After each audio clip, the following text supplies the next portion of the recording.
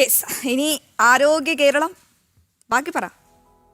ഐശ്വര്യ കേരളം എന്ന് പറയുന്ന നമ്മുടെ കേരളത്തിൽ നിന്ന് വരുന്നൊരു ചികിത്സാ പിഴവിൻ്റെ നമ്പർ 1 ആണല്ലോ കേരളം ആരോഗ്യരംഗത്തും വിദ്യാഭ്യാസത്തിൻ്റെ കാര്യത്തിലും ഒക്കെ. പക്ഷേ നമ്മൾ അവകാശപ്പെട്ടതെല്ലാം നമുക്ക് അന്യമായിക്കൊണ്ടിരിക്കുകയാണ്. ഈ മേഖലകളിലൊക്കെ വലിയ ആരോഗ്യ മേഖലയിൽ വലിയ രീതിയിലുള്ള ചികിത്സാ പിഴവുകൾ, മരണങ്ങൾ, ആശുപത്രി ഇടിഞ്ഞു വീഴുന്നു. എന്തായാലും വലിയ രീതിയിൽ ചർച്ചയായതാണ് ഏറ്റവും ഒടുവിലത്തെ ചികിത്സാ പിഴവ്. ഇനി തുടരാനിരിക്കുന്ന ചികിത്സാ പിഴവുകൾ. തിരുവനന്തപുരം വിളപ്പിൽശാല ആശുപത്രിയിൽ ചികിത്സ ലഭിക്കാതെ മരിച്ച ബിസ്മിറിന്റെ പോസ്റ്റ്മോർട്ടം റിപ്പോർട്ടാണ് പുറത്തു വന്നിരിക്കുന്നത്.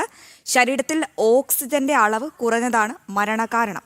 എന്നാൽ മതിയായ ചികിത്സ കിട്ടാത്തതാണ് മരണകാരണമെന്ന ആരോപണത്തിൽ ഉറച്ചു നിൽക്കുകയാണ് കുടുംബം. വിവരങ്ങളുമായി ദിസ്ന സുരേഷ് എഴുതുന്നുണ്ട്. Disna, very good morning, have A nice day. എന്തായാലും തിരുവനന്തപുരത്ത് നിന്നും അത്ര നല്ല വിവരങ്ങളല്ല എന്തായാലും പുറത്തു വരുന്നത്. ഈ ബിസ്മിറിന്റെ പോസ്റ്റ്മോർട്ടം റിപ്പോർട്ട് വളരെ നിർണായകമാണ്. ഈ പോസ്റ്റ്മോർട്ടം റിപ്പോർട്ടിൽ പരാമർശിക്കുന്ന പ്രധാനപ്പെട്ട കാര്യങ്ങൾ എന്തൊക്കെയാണ്? രണ്ടാമത്തേതായി അറിയേണ്ടത്, ബിസ്മിറിന്റെ കുടുംബം ഇന്ന് 11 മണിക്ക് മാധ്യമങ്ങളെ കാണുമെന്നാണ്. ഇപ്പോഴും ഉറച്ചു നിൽക്കുകയാണോ? ചികിത്സാ പിഴവ് മൂലമാണോ ആ ജീവനും പോയത്?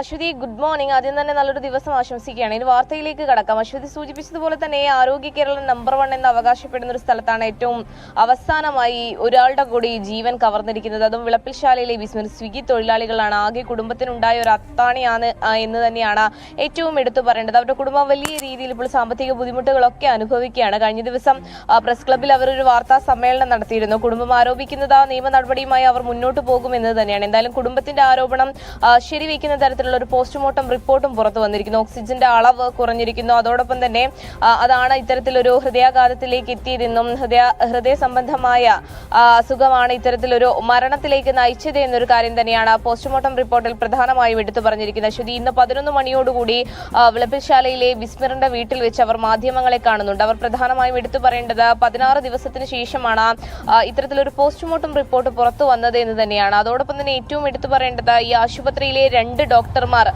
നിലവിൽ രാജിവെച്ചൊരു സാഹചര്യമാണുള്ളത്. അതോടൊപ്പം തന്നെ ഈ ആശുപത്രിയിൽ കിടത്തി ചികിത്സ ഉൾപ്പെടെയുള്ള കാര്യങ്ങൾ രാത്രി 8 മണി മുതൽ പുലർച്ചെ 8 മണി വരെയുള്ള കിടത്തി ചികിത്സ ഉൾപ്പെടെയുള്ള കാര്യങ്ങൾ താൽക്കാലികമായി നിർത്തിവെച്ച് സാധാരണ രോഗികളെ ബുദ്ധിമുട്ടിലേക്ക് ആഴ്ത്തുന്ന ഒരു അവസ്ഥയിലേക്കും കടന്നിട്ടുണ്ട് എന്ന് തന്നെയാണ്. എന്തായാലും ബിസ്മിറിന്റെ കുടുംബം ഇന്ന് 11 മണിയോടെ മാധ്യമങ്ങളെ കാണാം. പ്രധാനമായും അവർ ഉന്നയിക്കുന്നത് ആശുപത്രിയിൽ, അതായത് വിളപ്പിൽശാലയിലെ ആശുപത്രിയിൽ വെച്ച് തന്നെയാണ് മരണം സംഭവിച്ചിരുന്നത്. ഓക്സിജന്റെ അളവ് കുറവുണ്ടായിരുന്നു.